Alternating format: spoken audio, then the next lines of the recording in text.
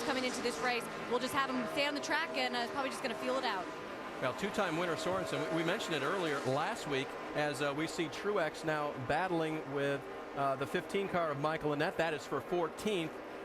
They had a problem last week, and they got that car home, went through it, and didn't find anything really wrong with it.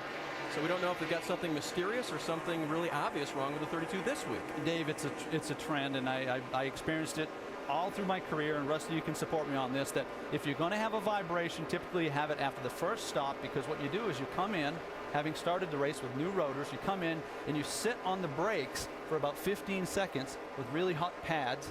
You go back out, and it creates a high spot on the rotor. A little bit of a vibration. Yeah, absolutely, especially under braking. That happens a lot. But, you know, he's just going to have to ride this thing, and now Sorensen is, and see if it starts wobbling more, it starts vibrating more. If you're unfamiliar with the Truex family, Martin, Dad, raced in the Busch Norris Series for a lot of years. His son, Martin, has raced and won championships in Nationwide. And this is Ryan, 12 years younger than Martin, making his first start in the Nationwide Series, doing a great job right now. That 00 car running in the 14th position.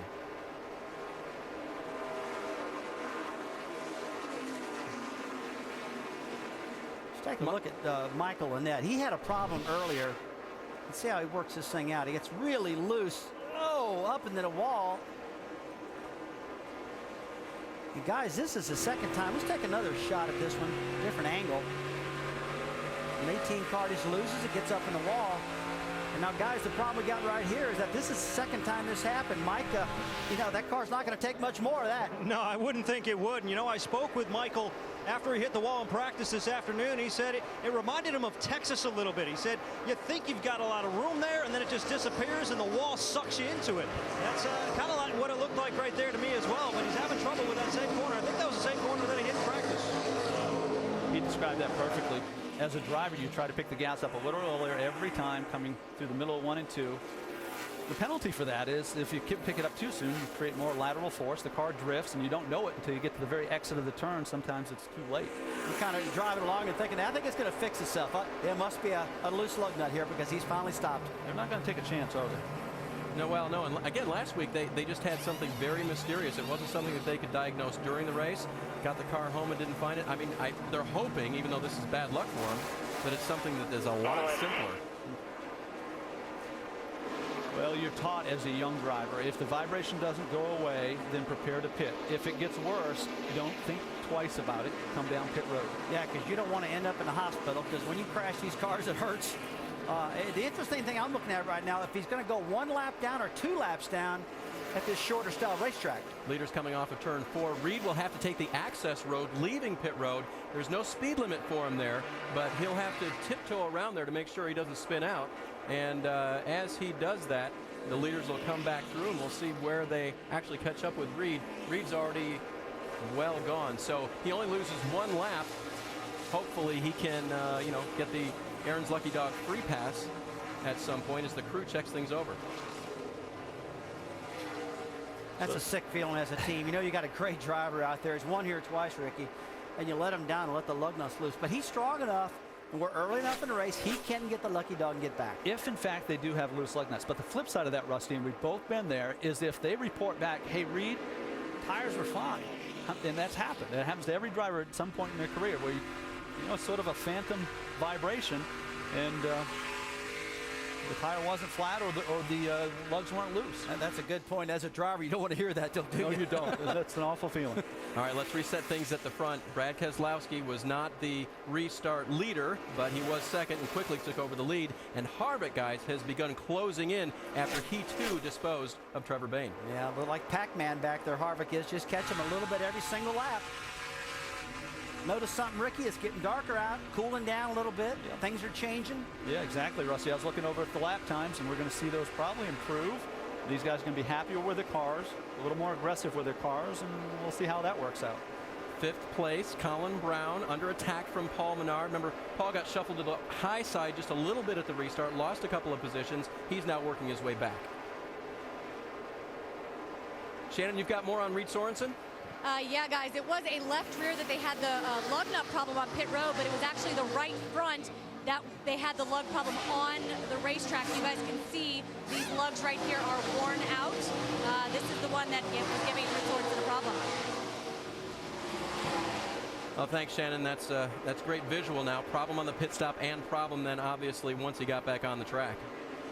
And guys, the 38 of Jason Leffler had a bad day today. Qualified poorly, lost it a little bit in qualifying, 24th, and now I guess he's got ignition box problems as well. I heard him just come by and made a lot of noise as he come by our booth. And I looked up, he was really losing a lot of speed. You know, he's had a tough time this week getting the car handling. And Ricky, I would think that they're really hoping maybe a spark plug wire fell off this thing, something that can fix during a pit stop, because this isn't an ignition, because I'm hearing too much noise out of the motor. Well, Mike Massaro is covering the 38 tonight. Mike, what are you hearing? Well, what I'm hearing over the radio, guys, is that the alternator's not charging and that they are contemplating changing the battery at some point. They have it out. They're ready to do it, but right now they're playing it by ear, trying to ride this thing out, hoping that maybe it'll get better. You know, the alternator problem, something that has plagued this team over the last month. If you remember back at Elkhart Lake, the alternator came unplugged, so it could be a re-emerging problem. He might not have two batteries in this car, and if he doesn't, he's on the main battery. And I got to tell you, these batteries in these cars. Well, they're hoping for a caution right now, and if they would get that, they would have that time on pit road to make those repairs you guys talked about, perhaps. Pretty big change, obviously a time-consuming change. All right, we'll step away for right now and see what happens with Jason. Your leader, Brad Keselowski, Kevin Harvick, hot on his tail.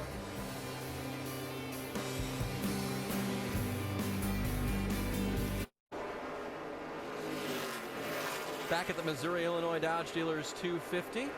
And if you're not seeing everything you need right now, actually pull your laptop up and go to NASCAR.com for all the latest NASCAR information. Now, Brad Keselowski has a comfortable lead right now over Kevin Harvick, putting a lap on Eric McClure in the 24 right there. One thing that they got to be aware of is that there is debris on the racetrack, and you fans might wonder where that comes from every once in a while. Take a look at the onboard camera of Kenny Wallace driving the 28 car. Look on the right-hand side there. There's a circle right over that bolt. It's on, it's debris. Okay. Next time we see that, it will be in somebody's tire. I mean, it can come from almost anywhere. That's just a little thing, but that can put a tire down. And, you know, people talk about where does debris come from? I mean, these cars, folks, if you knew how much body filler and aluminum and metal it takes to put these cars together, and then when you have body contact, it knocks it loose and it falls on the racetrack, and you drive over it and it causes flat tires. You would think after this much time we could figure out how to make this stuff better. Well, they have made it a lot better, but it still happens. Carl Zaflack Fusion right now not showing any signs of debris, running in third place, but boy, oh boy, he's got some driving to do there, Ricky. Might have been a little debris right there. He avoided it, right? That was a great save, again, avoiding debris. Carl is third. You saw your leaders go by. Again, McClure is a lap car at this point. Qualified into the field today, did Eric. Very happy to do that. He did not have a guaranteed spot. Had a great qualifying run. Dave, I've been watching Carl Edwards' lap times, and he is getting faster as this night goes on. You know, we talked earlier about comparing this racetrack to Phoenix, Arizona. He goes out to Phoenix and just dominates out there. So I expect more of the same out of Carl as this race goes on. I think he's going to get faster. Colin Brown running 7th right now. Brian Scott in the 11 running just behind him. And a couple of young guys that we were very impressed with all day today, guys. Yeah, Colin Brown, some of the problems that have plagued him this year are finishing races and making mental mistakes. You're not seeing that tonight. He's doing everything perfect. Now, Justin Allgaier running right behind them. Started in the 16th position, but Mike, it hasn't been a great night so far for the 12. No, and there's a reason to believe it might be getting worse. He's very concerned about his brakes. Right before that last round of pit stops, he radioed in saying, we need to open up the ducting because our brakes are getting a little bit soft. Well, they came in, they made that pit stop, but they weren't able to pull the tape. They weren't able to get it done. Allgaier has subsequently radioed in saying it's getting worse. And Rusty and Ricky, what's it like at this place when you know your brakes might be going away? Well, what happens, Mike, is you become occupied with it, right? And you're thinking about your brakes when you should be thinking about your turn-in points and your braking points or your accelerating points. It compounds the problem that you can't slow the car as much as you'd like, Rusty, so you change the way you're doing things, and one thing leads to another, but your times do drop. Really getting tight off the two. So he's got a tight front end. We talked about Tim Brewer did our special before the show started about if you get the brakes hot, the front tire pressure builds up. That's what's happening to Justin Allgaier now.